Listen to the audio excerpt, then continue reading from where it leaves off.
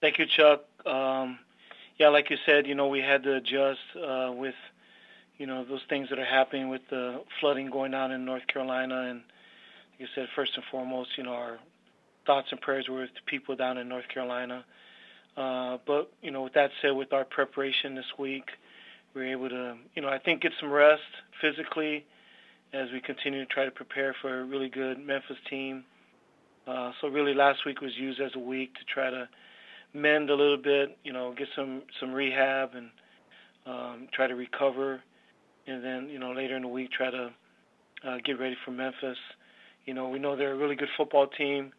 Coach Norville Mike's done a really nice job there. They're a really good team last year, and he's just, continued on. You can tell that his kids are bought into his philosophy and their staff's philosophy. Scoring a ton of points, playing really well on defense. You don't get 5-1, not playing good football, so they're doing a lot of good things.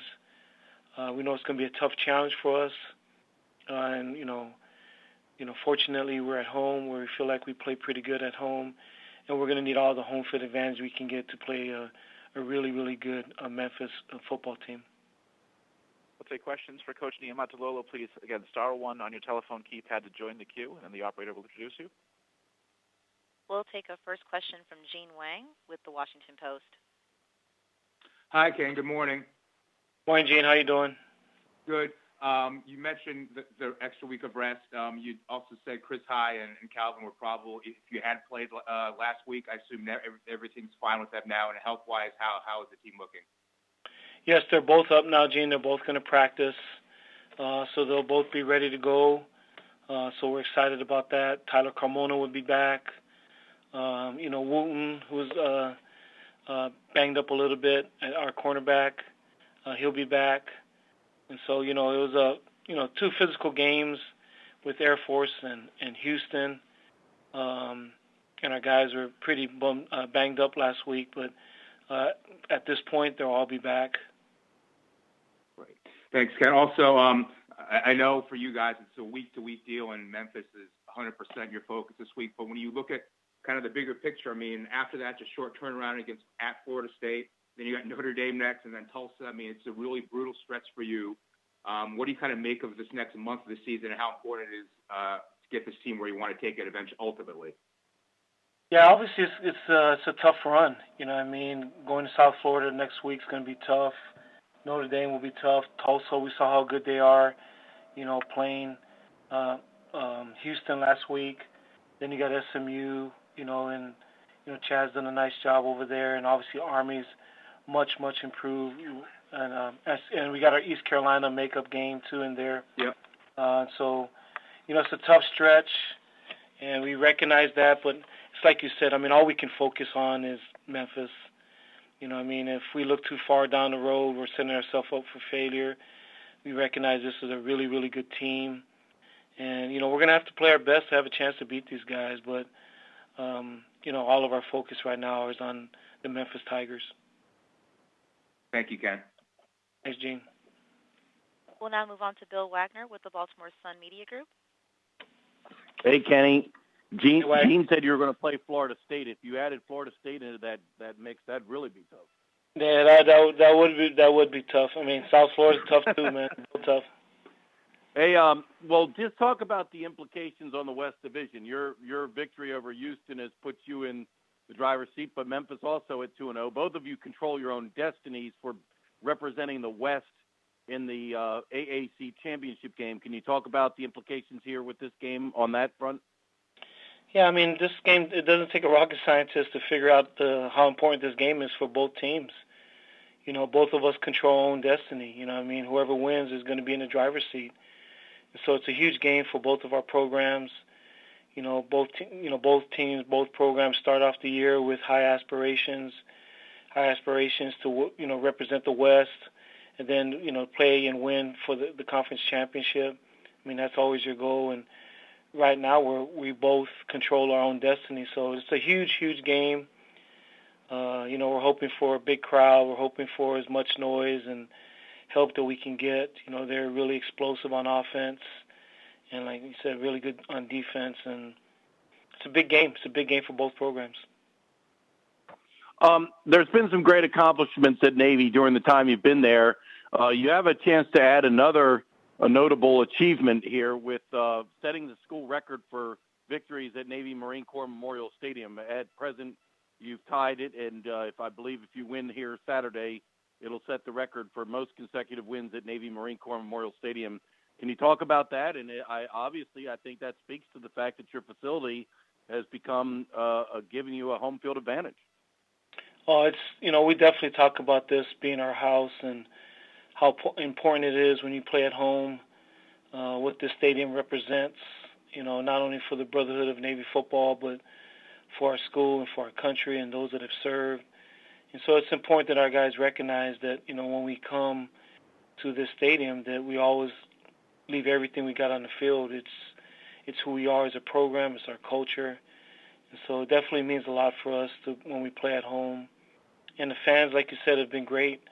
It's our stadium has become a pretty tough place to play with the mids and the brigade, them cheering, our two jumbotrons that have put in, Chet's done a really good job of increasing the facilities and making it a tougher place to play.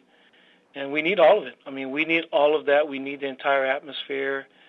We need any distractions or anything we can get to make it a hostile environment, for our opposing teams, especially, like I said, in a big game like this against a really good opponent. Thanks, Ken. All right, Wags. We'll now move on to Tom Shad with Memphis Commercial Appeal. Hey, Coach. How you doing this morning? Hey, Tom. How you doing? Not too bad, thanks. So kind of a big picture question. Obviously, the triple option gave Memphis a lot of problems when you were up here last year. I'm curious, just over the years, how have you changed or, adjusted the offense that you guys have been running there? And then more particularly, recently, as you've shifted from Keenan to Tago and out of Will, have you made any adjustments, in kind of the offense that you run schematically? Yeah, we constantly have to evolve just from the standpoint of people are always coming with new ideas how to defend us.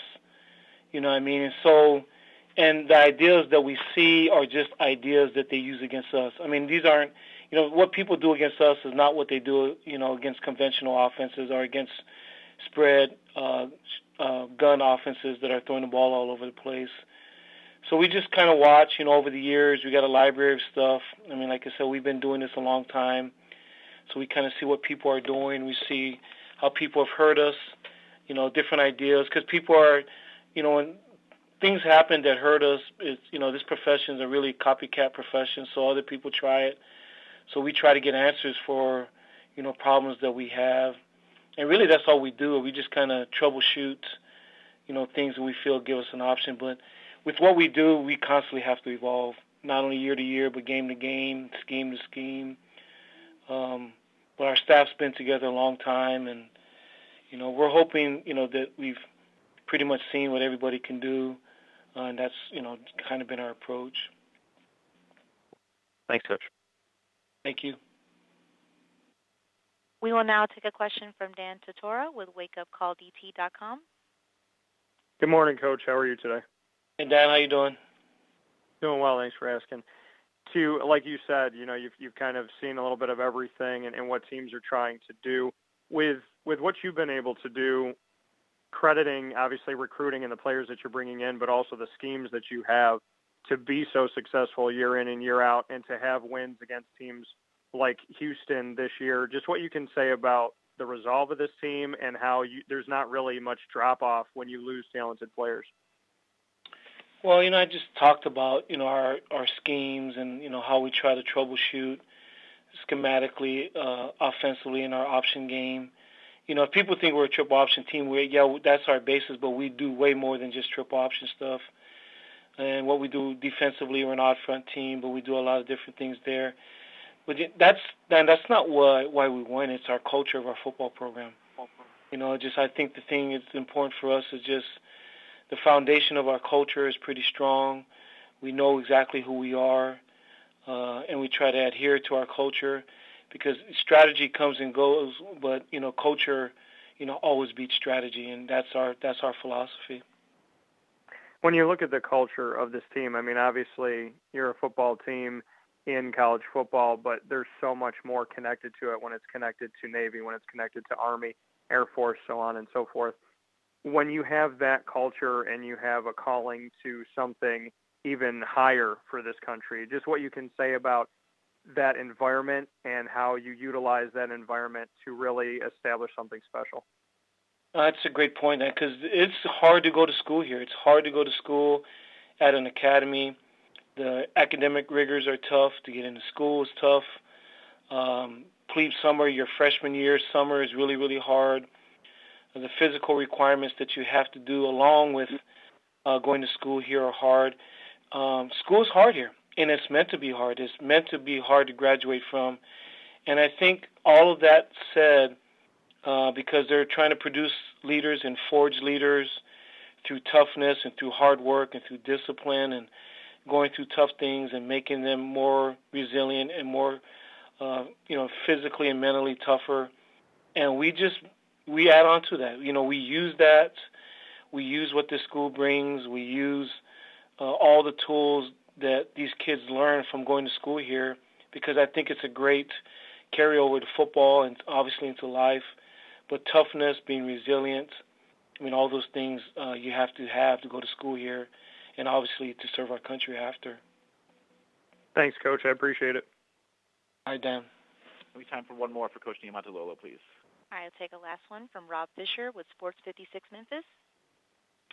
Hey, Coach. What are the biggest challenges Memphis presents to you this week, and how different are those challenges under Mike Norvell? Well, he's done a really good job. Their offense, we've seen Mike when he was the offensive coordinator at at Arizona State. So they're really potent. We couldn't stop them in a bowl game. They just ran out of time. They could have scored 100 points against us.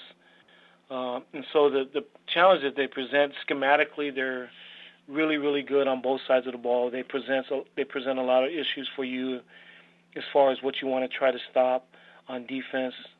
And you kind of pick your poison, but they got so many skilled players all over the place, being able to run the ball, throw the ball. And on defense, we knew a lot of guys played last year, but athletically they're as good athletes that we'll see all year, and they've done a really good job on defense. And so, combination-wise, you just look at their numbers, and watching it on tape, they're scoring a ton of points, and they're not giving up very many points. They've done a really good job on both sides of the ball and in special teams, and thus they're 5-1. They're playing really, really well right now as an entire football team. Thanks, Coach. Coach, we thank you for your time today. We look forward to hearing from you again next Monday. All right, Chuck. Take care. Okay, Coach Ken Niumatalolo from Navy. Again,